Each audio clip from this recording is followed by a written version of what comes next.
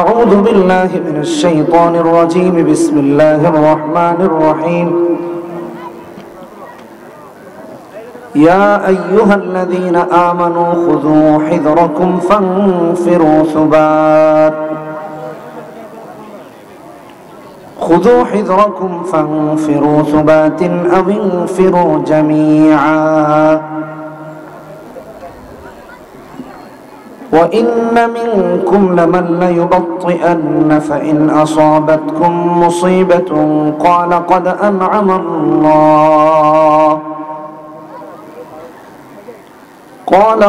أنعم الله علي إذ لم أكن معهم شهيدا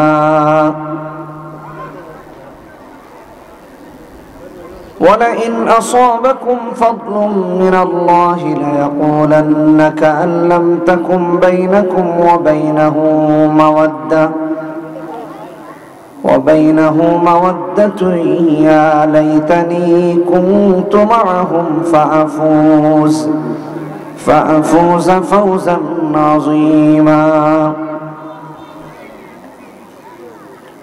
وقال تعالى في شأن حبيبه إن الله وملائكته يصلون على النبي يا أيها الذين آمنوا صلوا عليه وسلموا تسليما. সবাই নামাজের দুরূদ পড়ি। اللهم صل على محمد وعلى آل محمد كما صليت على إبراهيم وعلى آل إبراهيم إنك حميد مجيد. اللهم بارك على محمد وعلى آل محمد كما باركت على إبراهيم وعلى آل إبراهيم إنك حميد مجيد. সদাকাল্লাহুল আযীম। মুরাদপুর মারকুলি বাজার দারুস সুন্নাহ মাদ্রাসা ও এতিমখানার উদ্যোগে আয়োজিত আজকের এই দস্তারবন্দি সম্মেলনের সম্মানিত সভাপতি আল্লামা শায়েখ জমির উদ্দিন হাফিজাহুল্লাহ, উপস্থিত হযরত উলামায়ে কেরাম, পিতৃতুল্য বাবারা, যুবক বন্ধুরা, পর্দার আড়ালে অবস্থানরত মায়েরা, বোনেরা, শুভেচ্ছা জানিয়ে কৃতজ্ঞতা জ্ঞাপন করছি মহান আল্লাহ সুবহানাহু ওয়া তাআলার দরবারে, যিনি ভালোবেসে আমাদেরকে এখানে আসার এবং বসার তৌফিক দিয়েছেন। এজন্য বলি আলহামদুলিল্লাহ। আমি আপনাদের কাছে বিনীত অনুরোধ করব, সবাই বসে যান। হ্যাঁ, হাঁটা চলা না করে প্লিজ একটু বসে যান, যেন শেষটা সুন্দর হয়। গরম ঠিক আছে, তারপরেও তো বসা যায়, এমন না যে বসা যায় না। রাস্তাঘাটে তো হাঁটাচলা করতেছে গরমের মাঝে। এই জন্য আমি বারবার ভলেন্টিয়ারদেরকে বলতেছি, যারা ভলেন্টিয়ার আছে এখানে, কতজনকে দেখলাম ভলেন্টিয়ার, ওনারা সবাইকে ধরে ধরে যেন বসিয়ে দেয়, এই কথাটা বারবার বলা হচ্ছে। যারা ভলেন্টিয়ার তাদের মাঝে কি কেউ নেতৃত্ব দেওয়ার নেই, যে সবাইকে কোন দিকে কি করবে এটা সাজেশন দিবে? মাইকে দিয়ে হচ্ছে না।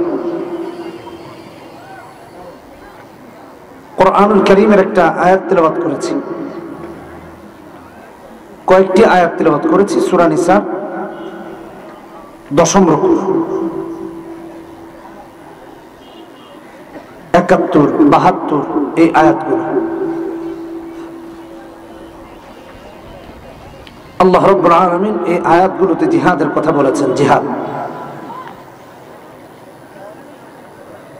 জিহাদ শর্ত সাপেক্ষে একটি ফরজ ইবাদত, শর্ত সাপেক্ষে একটি ফরজ ইবাদত। কোরআনে কারীমে সশব্দে জিহাদের কথা 40 বারেরও বেশি এসেছে, 43 বা 44 বার। আল্লাহ তাআলা এই পুরো রুকুতে এমনকি আগে পরে জিহাদের কথা বলেছেন। ঈমানদারদেরকে ডেকে বলতেছেন, খুযু হিযরাকুম ফানফিরু সুবাতিন আও ইনফিরু জামিআ। সতর্কতা অবলম্বন করো এবং দলে দলে অথবা বিশাল জামাতবদ্ধ হয়ে একসাথে আল্লাহ রাস্তায় যুদ্ধে বের হোক। জিহাদ করার কথা আল্লাহ বলেছেন।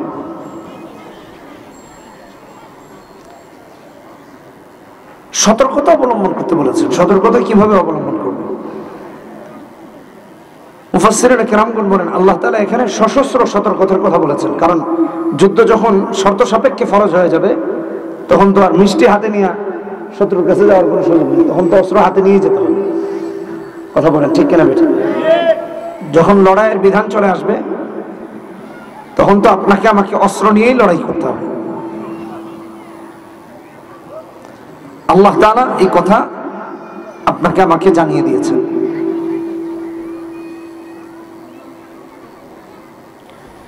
এবং জিহাদ এটা মুমিনের জন্য, কাফেরের জন্য না, কাফেরের বিরুদ্ধে। জিহাদ কাকে বলা হয়? চেষ্টা করা, প্রচেষ্টা করা, ট্রাই করা।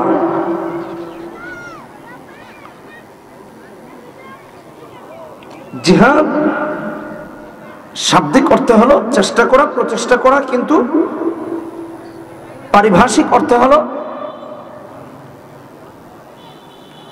আল্লাহর দ্বীনকে আল্লাহর জমিনে কায়েম করার জন্য। ভালো করে বুঝি, আল্লাহর দ্বীনকে আল্লাহর জমিনে কায়েম করার জন্য এবং মুসলমানদের সার্বভৌমত্ব রক্ষার জন্য যে চূড়ান্ত প্রতিরোধ করে তোলা হয়, এটা হলো জিহাদ। এটা কি জিহাদ? এবং জিহাদ করবে কারা? মুমিনরা, মুসলমানরা, কাফেররা না।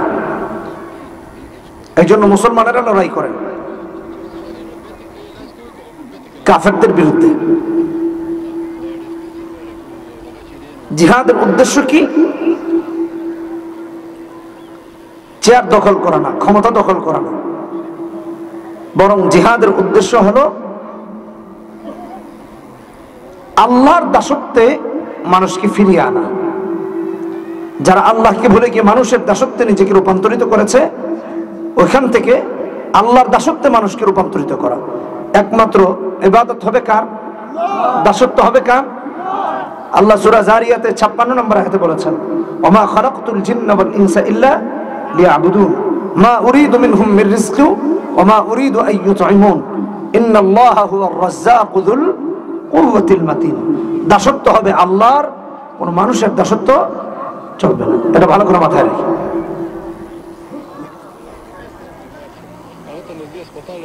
এই জন্য লড়াই করা হয়, এই জন্য যুদ্ধ করা হয়।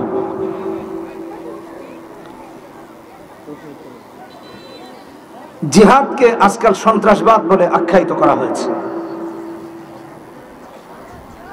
আমাদের দেশেও আমরা বিগত 17 বছর দেখেছি দাড়িওয়ালা, টুপিওয়ালা ইসলামকে প্র্যাকটিস করে এদেরকে জঙ্গি বানানোর একটা প্রতিযোগিতা চলেছে। যখন যখন দরকার সুন্দর করে একটা জঙ্গি নাটক বানিয়ে দিয়ে হুজুরদের উপর চাপ সৃষ্টি করে।